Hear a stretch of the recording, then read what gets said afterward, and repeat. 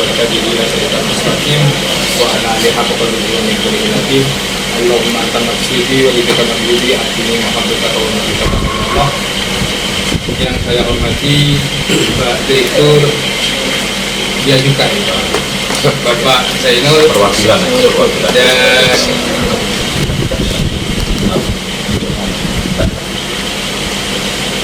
pegawai Bea Cukai yang ada di sini, dan yang saya hormati Bupati APBD Kabupaten Pamekasan dan Bapak Bupati Bira, yaitu Kiai Haji Raden Panji Wazirul Jihad, yang mana kebetulan sekarang ini Ketua P3 lah. Dan teman-teman Bira yang hadir pada saat sekarang ini, selawat serta salam semoga tetap kita limpahkan kehadiran baginda Rasulullah SAW yang telah membawa kita, menjadikan kita manusia yang berakhlakul karimah, yang mana kita rasakan pada saat sekarang ini. Langsung saja Pak, perkenalkan, nama saya Mas Budi.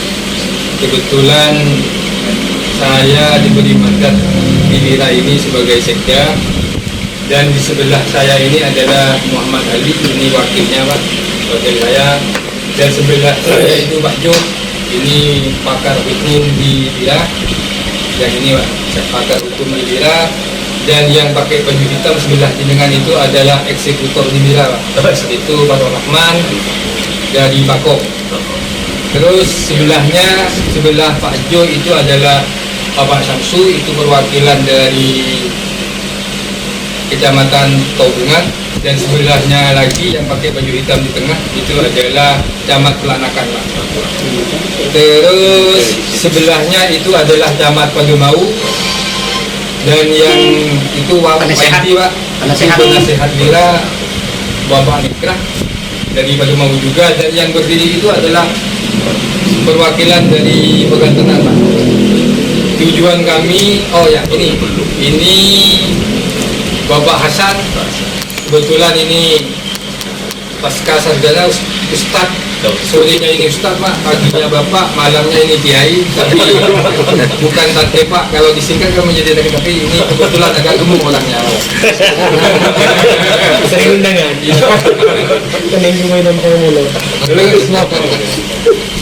Ini perwakilan dari Kadur Pak, Kecamatan Kadur.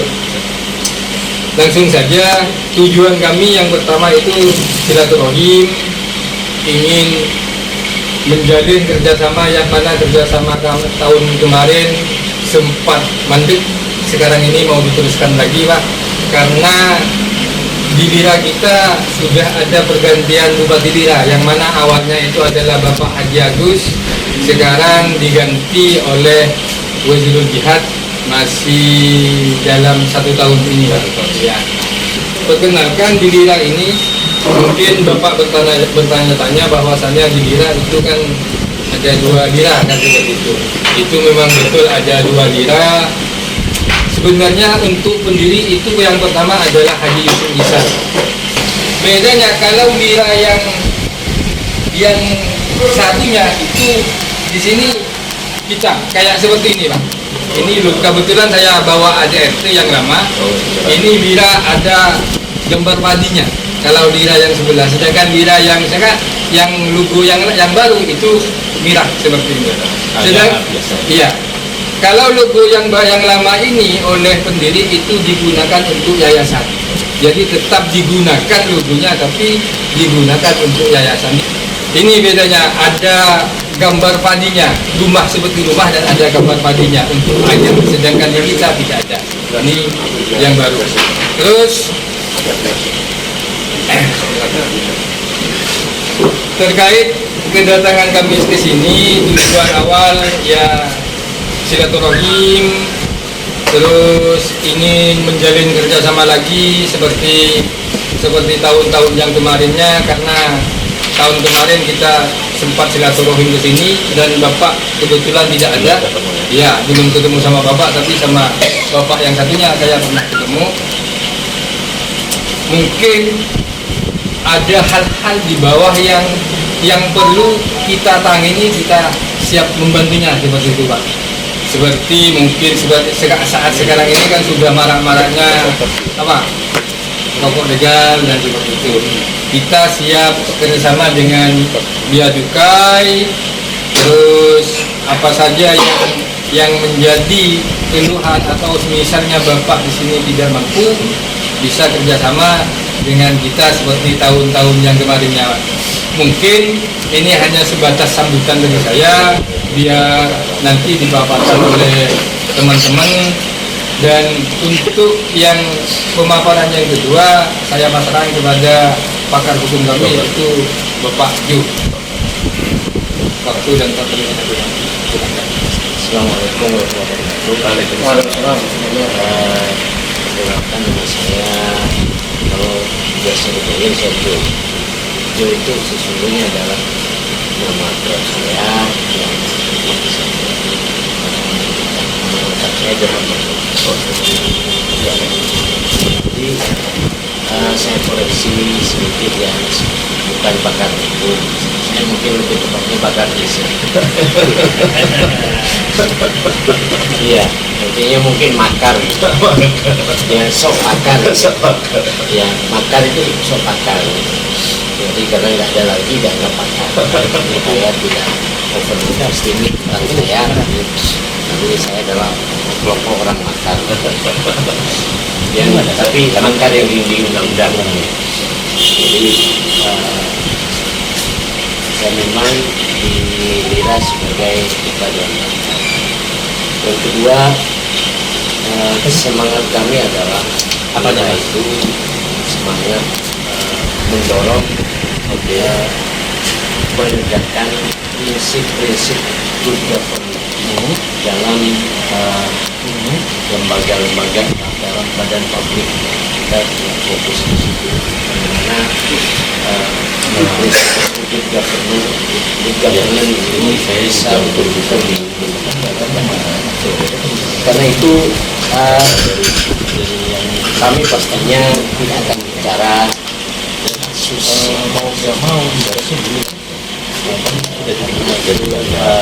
pertama menghindari kami ini harus ada sanksinya. Meskipun kami punya data, kami emang ada yang ini. Saya percaya bahwa di sini juga datanya lebih gitu ya. Kedua, kami menghindari jangan sampai kami ini dikesankan sebagai pesanan salah satu perusahaan rokok untuk menghantam perusahaan yang lain. Kami ada hari ini bicara kasus atau rokok produk per produk kami lebih pada bagaimana apa yang dimaksud dengan ini. Yang pertama kami ingin tahu bahwa bagaimana Bea Cukai lebih transparan. Efeknya kenapa harus lebih transparan ketika Bea Cukai yang ditugaskan oleh negara untuk memungut salah satu instrumen pengendalian produk rokok dan produk yang lainnya. Ya sekalian laporan. Dengan transparansi itu feedbacknya adalah meningkatnya trust dari masyarakat. Meningkatnya trust dari masyarakat itu akan meningkatkan partisipasi dari masyarakat pada dirinya, yang juga akan mengakibatkan satu meningkatnya pendapatan masyarakat dari pungutan yang memang diatur oleh undang-undang yang itu menjadi tupoksinya kantor sini. Nah, khusus pada masalah ini kami mencatat, tapi mohon dikoreksi ya. Pada setiap temuan kasus yang dilakukan oleh kantor Bea Cukai, kami mencatat ada yang kurang ya. Ada yang kurang dalam hal transparansi. Saya tidak tahu apakah ini ada pertimbangan apa sehingga satu ini dari perusahaan apa itu tidak pernah diekspos. Kemudian ini produk apa yang paling banyak disita misalnya. Itu tidak pernah. Jadi karena itu kami berharap ke depan setiap penegakan atau temuan ekspos kasus terhadap persoalan pelanggaran undang-undang cukai itu bisa betul-betul ditegakkan transparansinya. Bukan hanya itu, prinsip yang lain dari good governance adalah partisipasi juga dibuka. Jadi seandainya entah, saya sangat percaya, saya tidak akan mengajari ikan kenyang. Saya pikir dia cukai lebih paham bagaimana mengelola sistem informasi partisipasi dari masyarakat untuk mendorong penegakan hukum di bidang cukai. Saya mohon agar itu lebih dibuka lagi, bukan tidak sempat kurang dengan catatan. Kemudian yang kedua, seringkali bincang-bincang dengan beberapa pengusaha rokok.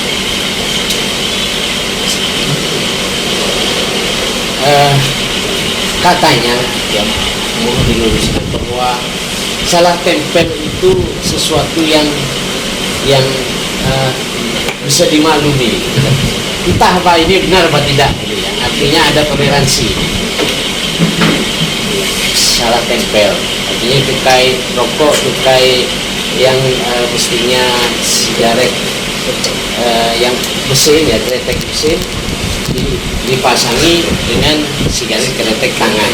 Itu yang paling sering. Kalau yang rokok yang duno atau yang tidak bercukai ada, tapi tidak cukup signifikan.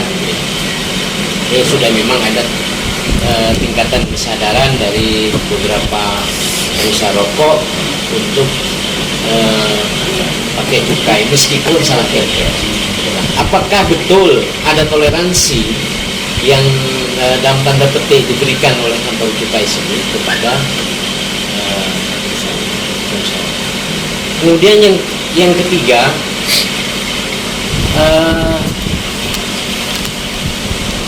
ada sebuah model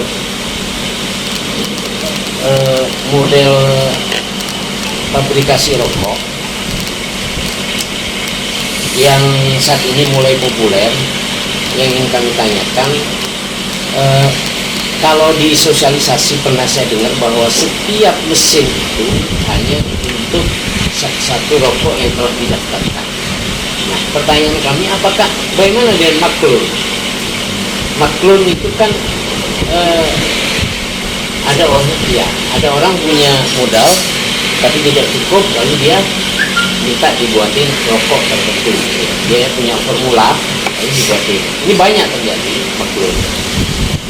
Nah, itu aturannya seperti apa maklun?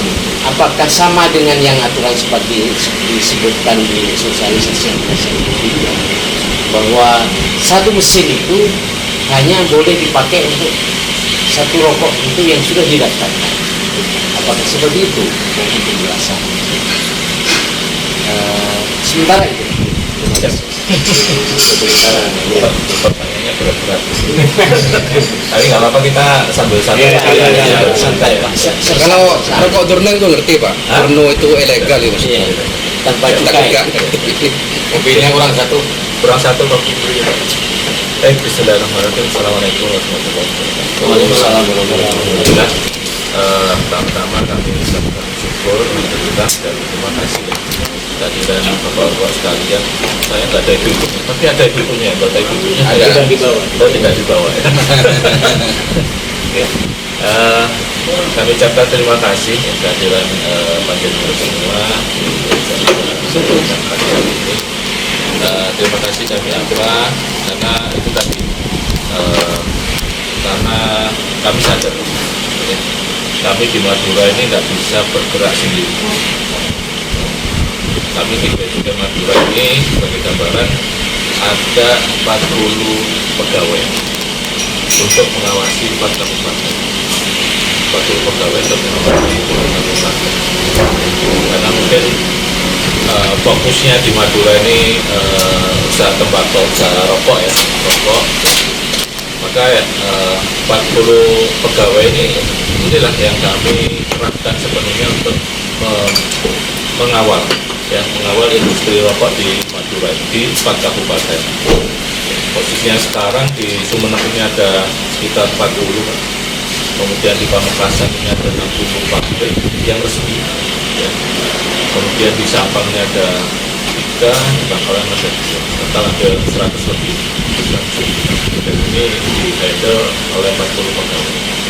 Dan yang disayangkan pula 40 pegawai ini 80% atau 90%-nya orang-orang asalnya dari luar Madura semua, ya kebetulan ya.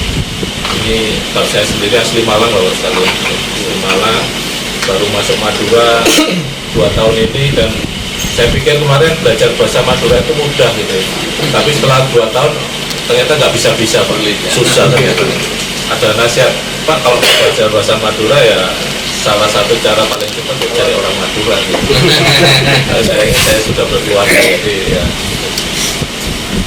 Kemudian yang kedua, syukur saya alhamdulillah ini menunjukkan bahwasannya, karena tadi ya kami tidak bisa jalan sendiri Pak, terus terang ya, dengan sumber daya yang kami miliki ya. Oleh karena itu perhatian panjenengan semua, kepedulian panjenengan semua terhadap industri rokok di Madura ini sedikit banyak membantu kami ya, membantu kerja kami di lapangan ya. Karena kalau kami disuruh ngawasi 24 jam juga tidak mungkin ya. Kami juga butuh istirahat, butuh beraktivitas yang lain ya. Karena itu sekali lagi saya ucapkan terima kasih ya. Semoga nanti harapannya kerjasama yang insya Allah kita bangun lagi lah ya, kita bangun lagi ini bisa kedepannya bisa lebih baik. Terkait hal-hal yang dipertanyakan tadi ya, ini memang bukan menjadi rahasia umum juga ya. Beberapa kali teman-teman dari sahabat kita yang lain juga mempertanyakan yang serupa. Satu hal yang bisa saya sampaikan di kesempatan ini, insya Allah dibalik mungkin ya pandangan jenengan mungkin Pak Bea Cukai kurang transparan ini ya. Insya Allah kami tidak lain dan tidak bukan Bapak sekalian menjaga kita semua ya. Dan saya yakinkan pada panjenengan semua bahwasanya Bea Cukai insya Allah tidak bermain kepentingan apapun di dalam ya. Kami di tahun 2021 mendapatkan predikat wilayah bebas dari korupsi Pak, dari KPK, dan ini juga merupakan tanggung jawab bagi kami. Kami berlatih, latihan juga ya, latihan untuk tidak lagi ya, mungkin kalau jenengan dulu dengar Bea Cukai itu ya gitulah ya, macam-macam ya. Kami latihan Pak ya, oleh tahun 2019, 2018, 2021 sampai sekarang kami latihan untuk mencoba memberikan layanan dan pengawasan secara lebih berintegritas. Anggaran di sana sini, insya Allah itu bukan maksud secara sengaja dari itu. Ya. Begitu juga dengan ketidaktransparan kami, yang mungkin dengan anggap tidak transparan ya. Di tahun 2019, 2020, setiap kali pengungkapan kasus ini kami kabarkan ke media massa. Tapi begitu menginjak pertengahan 2020, ya, kami memandang seringkali ya setiap pengungkapan atau penindakan teman-teman di lapangan itu ternyata kok kami lihat ini efeknya kurang baik. Ya, baik masyarakat maupun Madura secara keseluruhan. Ya. Di tahun 2020 itu puncaknya Pak, nama Madura itu mohon maaf, nama Madura paling jelek di Indonesia ya, di bidang rokok ilegal. Ini harus saya sampaikan ya. Itu kami di rapot Pak, di Indonesia itu di rapot ya, dibacakan di kantor pusat itu ranking 1 Madura ya, ranking 1 Madura. Padahal ya upaya yang kami lakukan juga nggak kurang-kurang ya. Dan salah satu yang mendorong itu adalah pemberitaan media massa. Jadi dalam satu kali teman-teman turun ya, ini contoh kecil aja ya. Satu kali teman-teman turun ya, itu pemberitaan begitu ada nama Madura, ini nama yang seksi sekali ya. Kalau sekarang ini istilahnya media darling ya. Begitu ada nama Madura, wah ini langsung perhatian media itu luar biasa, langsung viral, dan itu bukan hanya viral 1-2 media, langsung puluhan media ya, puluhan media sampai ya tarafnya nasional juga. Jadi kemudian salah satu pertimbangan yang membuat kami, ya sudahlah kita tetap bekerja, tetap komitmen, tetap konsisten, ya. Meskipun juga sebenarnya kami juga tidak menghalangi, ada beberapa teman media yang begitu kami agak mengurangi pemberitaan terkait penindakan teman-teman di lapangan. Tetap saja teman-teman media juga kadang konfirmasi dan tetap kami layani, ya. Dan itu tadi Pak. Alhamdulillah di tahun 2021 ranking kita turun ya, pemberitaan ya. Meskipun kalau secara fakta ya, secara real hasil penindakan teman-teman di lapangan juga sebenarnya masih masif gitu ya. Gerakan-gerakan kita juga cukup masif ya. Hanya saja itu tadi Pak, tidak semua kemudian kita angkat di media, tidak semua kita angkat kemudian untuk konsumsi publik. Salah satu tujuan kami itu Pak, ya, insya Allah sama-sama kita menjaga nama baik Madura. Ya nggak apa-apa kita perangi, ya tetap kita konsisten, tapi namanya nggak usah naik. Takutnya kalau namanya naik dikit, ya viral lagi. Ya viral lagi. Padahal Pak, kalau mau boleh jujur ya. Ya. Peredaran rokok ilegal di Madura ini, kalau kita bandingkan secara nasional sebenarnya nggak ada apa-apa. Ya. Tidak ada apa-apa, tapi karena itu tadi yang namanya gampang viral lah istilahnya ya, begitu goyang dikit udah viral ya, itu tadi akhirnya konsekuensinya terkenal. Karena di kantor pusat kami Pak ya, itu semua berita disaring ya. Jadi hampir tiap hari itu ya teman-teman kami di pusat ya, itu mengkalkulasi semua berita yang masuk ya, berita baik, berita buruk, berita netral disaring semua. Dan itu tadi pengalamannya akhirnya di 2019-2020 Madura viral. Dan sekali lagi ya, insya Allah tanpa kita berdoa di media, tanpa kemudian kita gembar-gembor di sana sini, insya Allah kita tetap berjalan ya. Kita tetap, teman-teman tetap keliling ke lapangan, tetap melakukan penindakan itu ya. Tapi ya itu tadi, mohon maaf sekali ya, mungkin tidak banyak yang kita rilis secara resmi. Tapi ketika jenengan nanti butuh data-data, misalnya kepada beberapa teman-teman wartawan ya, karena kita juga terus terang Pak, wartawan ini juga kadang saat ini media ini berbagai macam ya. Kita kadang nggak bisa menyaring Pak, mana wartawan yang benar-benar ingin pemberitaan yang positif, mana yang membawa misi ya, kita nggak tahu benar. Akhirnya memang kita batasi teman-teman yang sudah cukup akrab dengan kita, akrab dengan media ini, kita sharing informasi yang kita pesan ya. Ya itu tadi, kami mohon maaf memang nggak bisa seterbuka mungkin teman-teman bea cukai yang lain ya, atau kemudian di pengalaman di tahun 2019-2020 semacam itu ya. Ya ini moga Pak Joko silakan dulu yang pertama dulu ini kita lakukan. Jadi misalnya kami statistik misalnya statistik tingkat kepatuhan, kemudian statistik penindakan, itu bisa ya kami dapatkan dari. Boleh Pak, boleh. Jadi kenapa Lira itu mencoba meletakkan diri secara seimbang. Kita tidak hanya mendorong penindakan, tapi juga kita mencoba mengkampanyekan sikap positif untuk bagaimana pabrik rokok ini lebih patuh, meningkatkan kepatuhan terhadap hukum. Jadi bukan hanya kita menekan penindakan, karena visinya adalah mindset kami, industri rokok yang berhasil itu bukan yang berhasil banyak ditindak, tetapi justru industri rokok itu yang tumbuh dengan baik apabila semakin baik tingkat kepatuhan terhadap undang-undang ya. Itu yang menjadi mindset kami. Nah, berkaitan dengan prinsip good governance dalam penyelenggaraan tata kelola cukai rokok ini, mohon izin Pak, bagaimana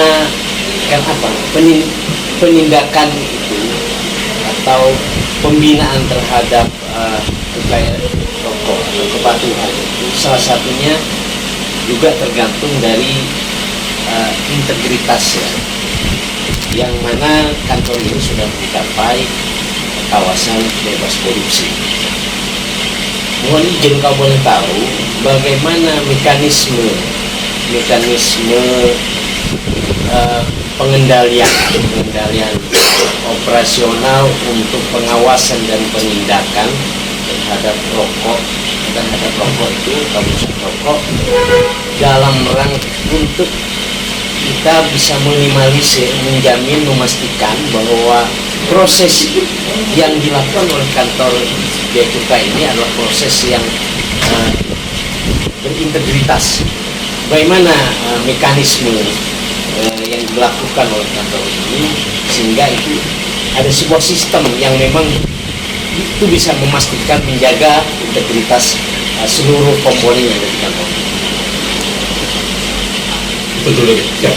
Tapi sebelum dijawab Pak, saya tertarik pada yang belum dijawab adalah apakah ada toleransi yang salah tempel SKP sama Nomor 3 nanti, ini nomor 1.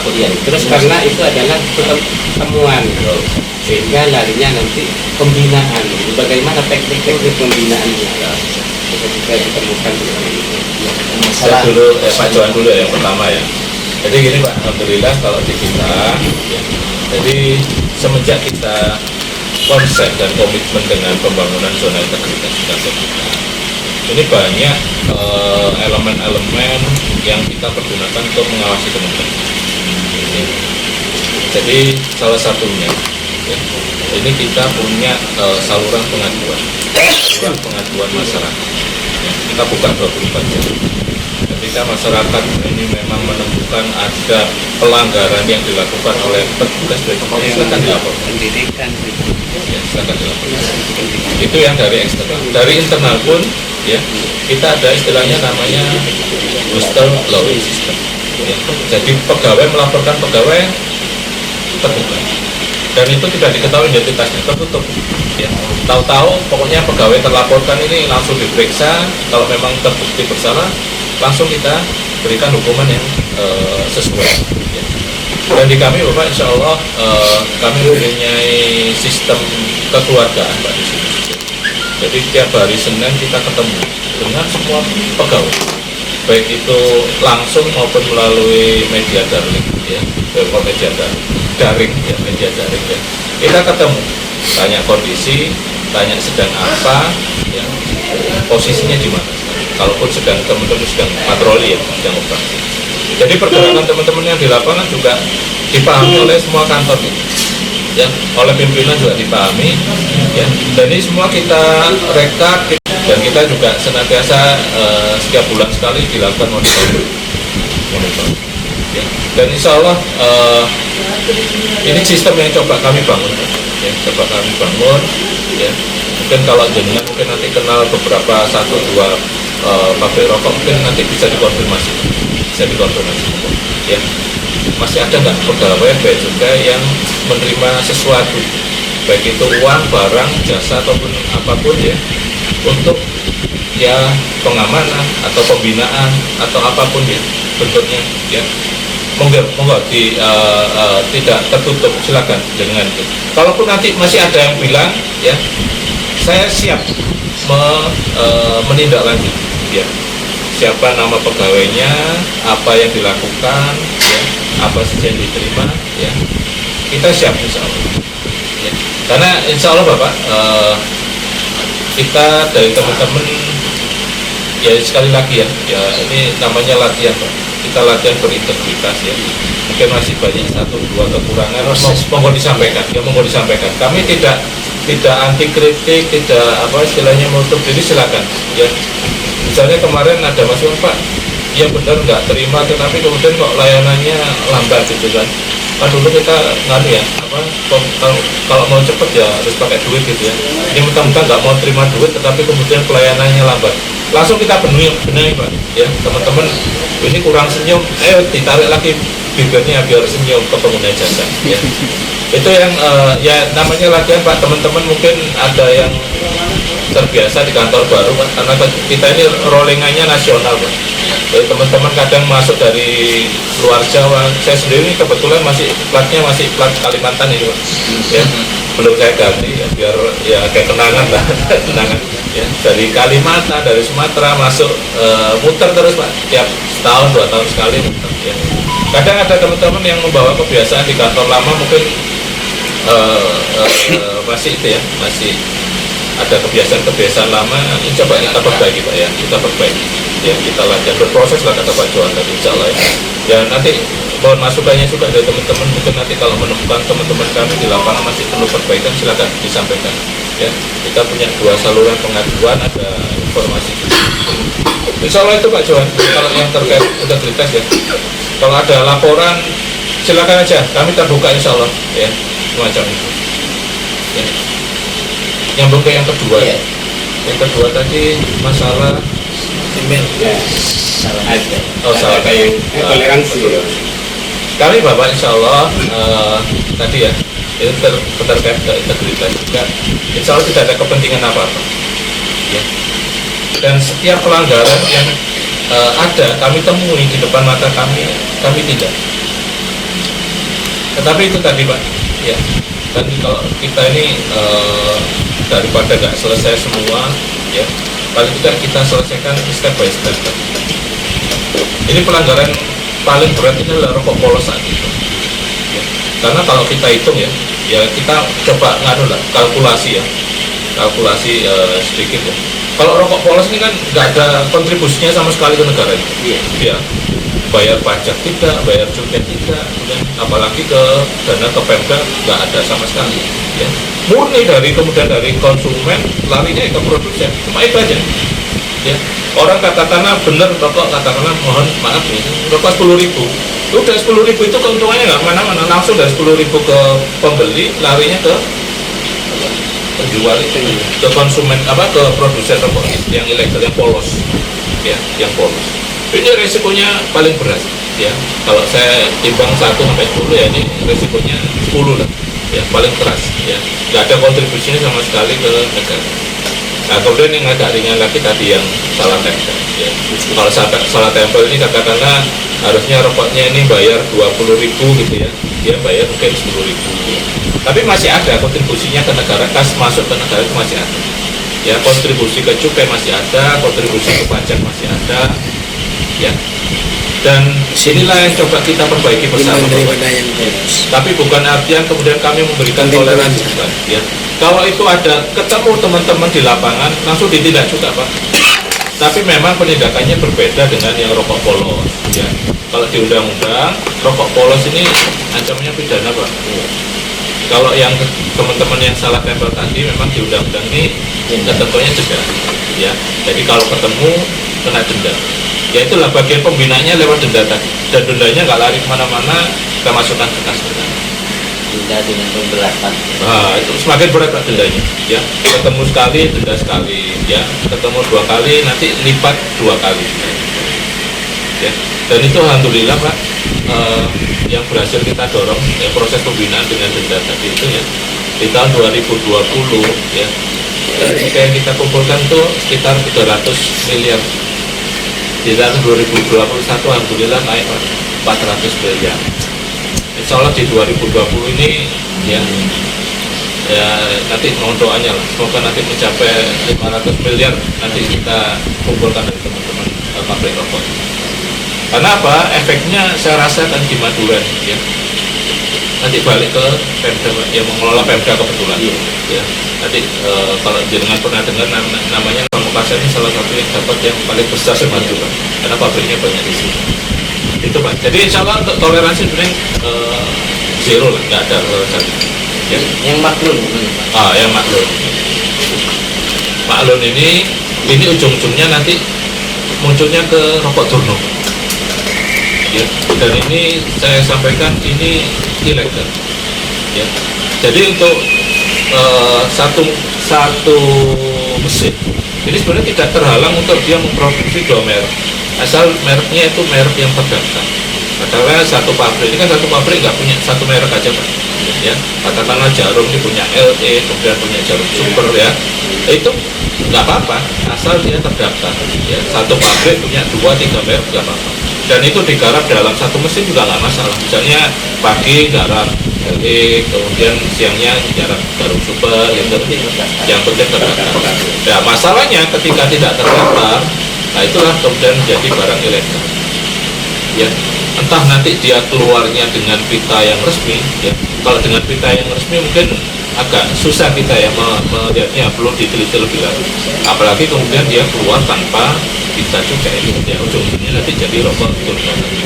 Di Pantura ada sebuah pabrik yang memang hanya mengerjakan menjadi tukang jahit. Jadi mudah-mudahan ini sudah tidak lagi, tapi kan di daerah Pantura ini tahu. Tidak apa-apa Pak, informasinya disampaikan aja. Jadi beberapa pengusaha rokok itu pesan tidak dibuatkan. Ya, saya tidak tahu apakah keluar dari sana pengusaha rokok itu mengurus cukainya sendiri. Mesin itu hanya tidak mengurus cukai, tapi cukai itu diurus oleh pengusahanya. Itu yang saya tidak pernah paham. Informasi Apa? yang menjahit. Ya, Assalamualaikum warahmatullahi wabarakatuh. Assalamualaikum. Sebelumnya mohon maaf kepada Pak Ketua. Kedatangan kami ke sini nomor 1 ya silaturahmi.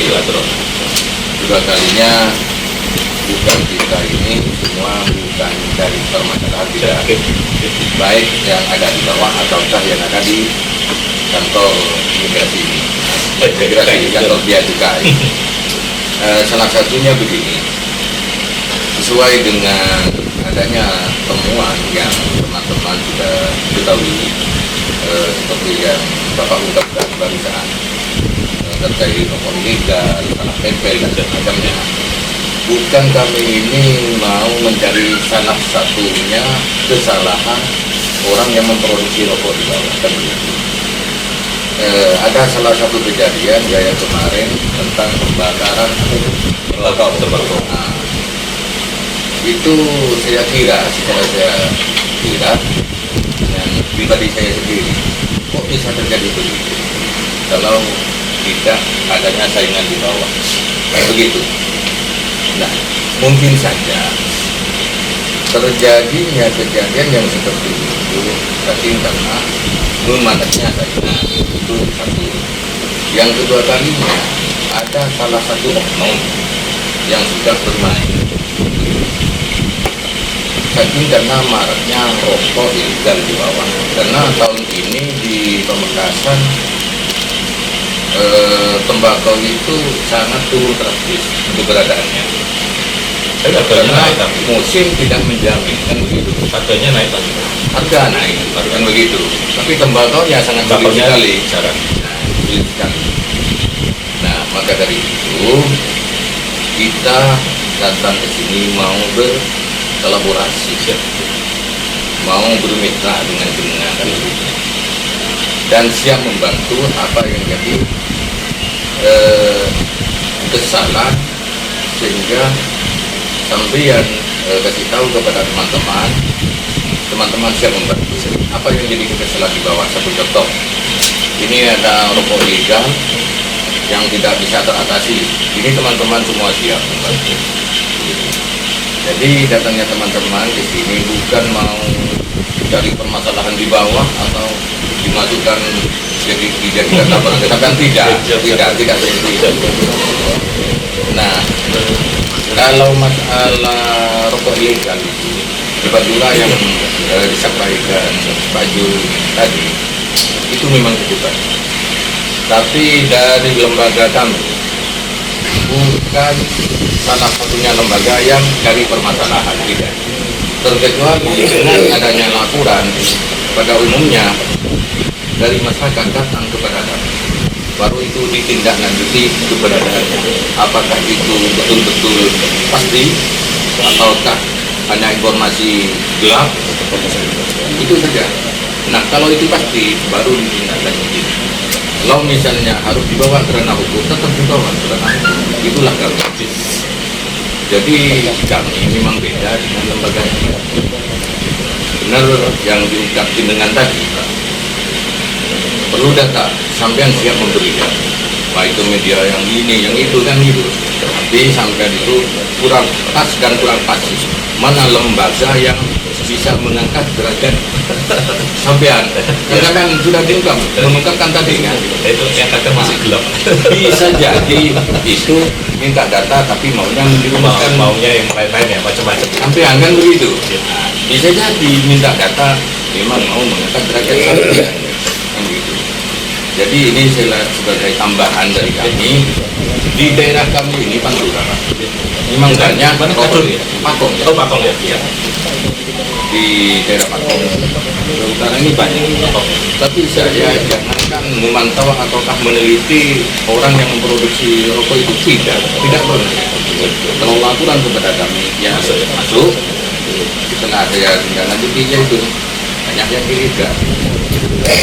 Itu cuma itu yang bisa saya sampaikan. Salah satunya yang maaf Ya Pak, kalau yang di Pantura itu yang bagian pokok masih ada di daerah Sampang. iya, tapi tidak perlu di Ya mungkin ini Pak. Iya. Yang ingin diketahui adalah berapa banyak di Pamekasan ini, khususnya mungkin di Pamekasan ini, perusahaan yang sudah berlisensi dan juga perusahaan yang sedang menuju lisensi dan juga yang belum. Mungkin datanya mungkin punya Pak. Kalau yang belum terus terang nggak ada. Karena ini kan nggak tahu ini belum masalah. Yang jelas tidak menampor itu. Jadi ini Pak, kalau di Pamekasan, jadi di Pamekasan Sumeneb ini. Jadi di tahun 2020 kita punya teman-teman yang terdaftar di PRT ada kurang lebih yang 70. Kemudian di tahun 2021 ada sampai 8.000. Kemudian di tahun 2022 ini itu sudah hampir 100 lebih. Ya. Kalau kami menganggap ya ini ada sisi positifnya. Ada sisi positifnya apa? Berarti harapan kami semakin banyak teman-teman yang tadinya nggak mau lapor itu mulai lapor. Yang kan 2021 ya ini banyak yang kami tindak yang ilegal ya, meskipun itu tadi tempat produksinya sangat tidak jelas. Tapi kemudian di 2021 ada inisiatif untuk mendaftarkan diri. Ya, ini kami anggap sebagai hal yang positif. Paling tidak nanti walaupun dia mau produksi rokok lagi ya paling tidak bisa pesan kita supaya yang resmi ya macam. Nah memang terkait ini banyak yang tanya Pak, ini pasti Bea Cukai punya data ini teman-teman yang ilegal ya. Terus terang saya sampaikan kalau ilegal saya angkat tangan Pak. Kalau jenengan nanya yang legal, yang resmi, yang terdaftar, insya Allah ada data. Ya. Karena yang ilegal ini terus terang tadi, misalnya di Pakong. Ini kami kan bergerak dari bawah ya, jadi ada pedagang, ada indikasi dari toko kecil jualan rokok turno ya. Nah kemudian kami telusuri, Bapak Ibu ini yang nyetok siapa? Ya, distributornya siapa? Ada yang ngaku, ada yang enggak? Ya. Ada yang ngaku distributornya itu Pak, kami naikkan ya. Ketemu distributornya Pak, tapi sampai saat ini sayangnya masih terdekat di distributor ya. Dan ini memang ya mohon maaf memang kami akui memang masih jadi mungkin ya bukan kendala, mungkin masih banyak kekurangan kami. Oleh karena itu kalau jenengan ada informasi ya, silakan ya. Karena teman-teman kemarin beberapa kali informasi masuk, begitu ditindaklanjuti masih belum ketemu. Atau mungkin untuk pengajuan rokok lisensi itu memang syaratnya sangat mudah dan kita pengurusannya 0 rupiah. Ya. Syarat paling utama Pak Bas ya, Pak Bambang ini yang melayani untuk pelayanan Pak di beliau punya tanah 200 meter persegi. Tetapi karena teman-teman kemarin kan kebanyakan garapnya di rumah Pak, ya di rumah nih Pamekasan Sumenep Jenengan. Kalinya begitu kita ukur tanahnya, Pak, Ibu ini tanahnya kurang, akhirnya belum kita setuju. Ya. Syarat utama itu 200 meter persegi, entah tanah sendiri, tanah sewa, tanah milik bersama nggak apa-apa. Yang penting ada nanti ya ada apa aktenya. Kalau sewa juga nanti ada perjanjian sewanya. Ya harus punya sendiri 200 meter persegi kan. Berarti 200 itu tidak boleh kurang. Minimal. Lebih boleh. Ya, lebih boleh. Karena ini memang Pak, kita terbentuk persyaratan untuk pendirian industri lagi. Ya, karena namanya pabrik ini ya nggak bisa kemudian rumahan ini ya belum bisa kita anggap sebagai pabrik. Tapi semoga ini nanti di tahun 2022 ini Pak, ini sedang ada wacana untuk ini meninjau kembali persyaratan untuk pendirian pabrik ini. Ya, sedang digodok ini. Karena melihat fenomena ya, wabil khusus juga yang fenomena di Madura ini. Kalau di tempat lain kan mungkin industri mungkin lebih berkembang. Kalau di Madura ini kan berangkat home industry ini ya, rokok ini berangkat dari rumah ke rumah ini mungkin nanti jadi bahan pertimbangan juga. Harapannya nanti semacam itu. Kemudian mulai ditimbang apakah nanti syarat 200 meter ini bisa ditinjau lagi ya. Karena kemarin beberapa juga teman-teman yang turun ya, ternyata ya itu tadi yang masih cukup berat dipertimbangkan dari teman-teman yang ingin legal tadi ya, tanahnya kurang. Dan kami sadar oleh karena itu ya ini pembinaan yang berkelanjutan. Kami nggak bosan-bosannya ya kalau izin pabriknya belum turun jangan produksi rokok dulu ya. Karena teman-teman ini kan begitu musim panen ya, ini tembakonya punya tapi izinnya belum punya Pak ya, itu yang jadi kendala kan ya. Pak ini saya punya tembakau nih Pak ya, tapi izinnya belum turun, artinya ada yang nekat produksi ya mohon maaf Pak ya, semacam itu tadi ada yang jahitan, ada yang mungkin yang kretek produksi sendiri. Ketika sudah ditemukan seperti tindakan apa Pak? Apakah pernah, mungkin bukan tindakan apa, apakah pernah ada penyuluhan atau pemberdayaan kepada perusahaan-perusahaan yang melanggar gitu? Apakah ada dari pihak saya ambil contoh sedikit ya. Kemarin ada, bukan hanya melanggar, sudah pernah kami pidanakan ya. bukan mungkin ada pembinaan gitu. Nah ini makanya ini contoh kecil aja Iya. nanti. Jadi pembinaan sudah kita lakukan. Ini contoh kecil ya.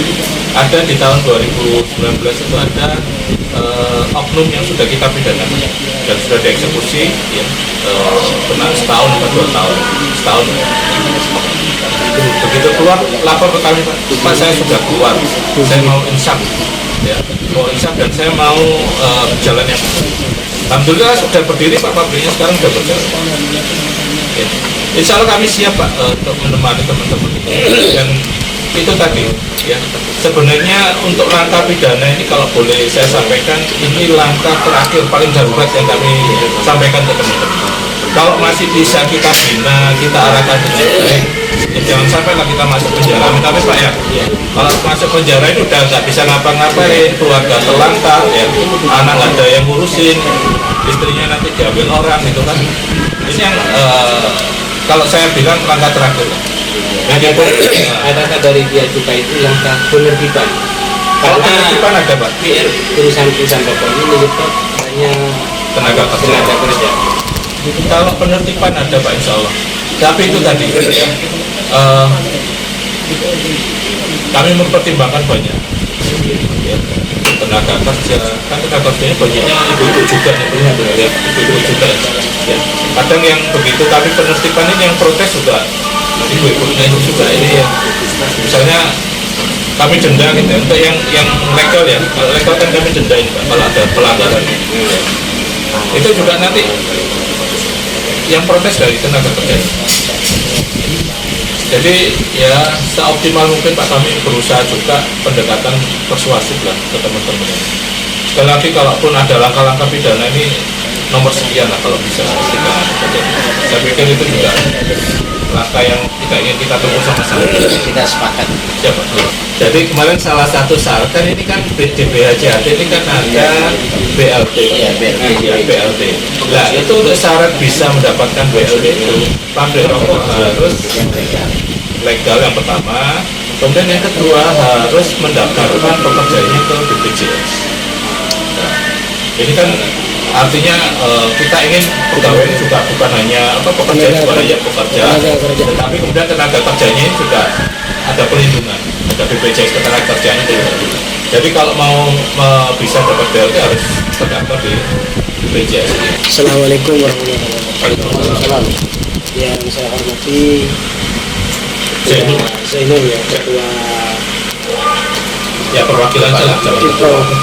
perwakilan kepala. Siap. Juga teman-teman saya juga di Kabupaten Pamekasan juga saya hormati. Langsung saja,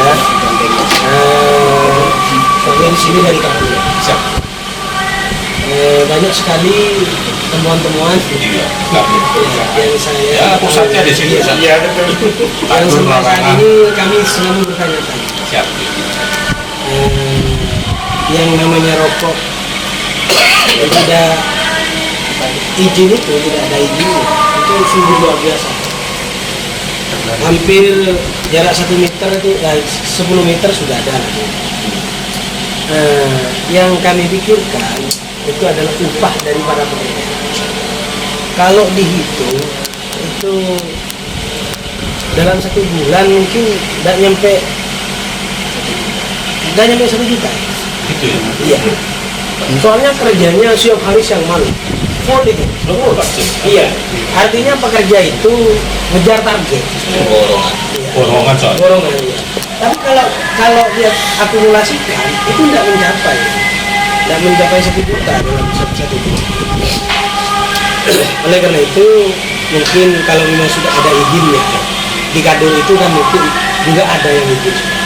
Oleh karena itu ini perlu pembinaan dari bea cukai itu sendiri terkait dengan upah para pegawai. Jadi kami ikut prihatin karena siang hari siang malam bahkan Kasian. satu rumah itu kerja rokok semuanya. Jadi kalau orang awam itu kan Pak terimanya uang 3 juta itu sudah luar biasa. Luar biasa. Iya. Tapi kalau dihitung berapa orang yang bekerja rokok itu? 3 juta kali 2 Iya. orang jadi apa? Bukan 2 orang, kalau 1 kakak itu bisa jadi 5 orang. Jadi, tapi antusiasnya luar biasa itu. Para tetangga-tetangga di sana antusiasnya luar biasa. Tapi memang kan ya. Ikut membantu mensukseskan, memperkaya orang yang punya perusahaan itu. Yang enak, ini punya perusahaan. Sementara para pekerja kalau dinilai saya rasa tidak sesuai, maka kedepannya bea cukai lah yang akan memberikan pembinaan yang utama lah kepada para pembuat rokok itu. Di kantor itu sungguh luar biasa. Baik yang ada izinnya, lebih-lebih yang tidak ada izinnya itu banyak sekali. Cuman saya tidak mau membaca siapa saja. Kalau Ini- Pak, kalau ada informasi dengan kan kadang teman-teman ini gini Pak, ada satu pabrik gitu ya, ini kadang data pekerjanya itu juga berubah-ubah Pak. Ya, ini kasus di Madura ya, kalau mungkin kita bicara pabrik-pabrik kita mungkin profesional ya. Untuk kasus di Madura, ini mereka kadang kerja sudah berdasar pesanan Pak. Jadi katakanlah satu pabrik itu ya, ini antara bulan ini sama bulan depan itu produksinya juga berbeda. Kadang kalau pas Pak ini ada pesanan dari luar Jawa bisa, ada pesanan sekian bal gitu. Begitu kemudian bulan depannya meningkat, ya pesanan meningkat ya. Itu tadi kadang nambah pekerja tetapi kemudian untuk ongkos produksi pekerjanya jadi nambah. Makanya kita coba dorong Pak. Ya. Maka salah satu yang kita dorong kemarin di persyaratan untuk penerimaan BLT itu. Jadi paling tidak ketika dia sudah terdaftar BPJS, ya maka nanti dari sisi kesehatan, kalau BPJS kan ada santunan nanti Pak. Untuk dari sisi kesehatan, dari sisi nanti kalau ada kecelakaan kerja, itu nanti ada efek dari belakang. Jadi pabrik-pabrik ini kita syaratkan mendaftarkan pegawainya, tapi nggak hanya mendaftarkan Pak, dari iuran BPJS-nya juga diambil dari pabrik. Ya semoga nggak dipotong dari upahnya Pak ya. Nanti udah didaftarkan ternyata dipotong dari Itu kan upah. Pak. Nah, makanya itu. Ya, ini kalau dari kita memang terus terang tidak terlibat langsung dalam ketenagakerjaan. Ya. Tapi apa yang bisa kita lakukan itu tadi ya, pengaturan di tingkat nasional insyaallah kita sampaikan. Kemarin juga kita beberapa kali kita talkshow juga ya, ngobrol dengan teman-teman dari Dinas Tenaga Kerja dan Dinas Sosial. Ya. Ini kita jadikan satu masukan Pak. Ya, satu masukan.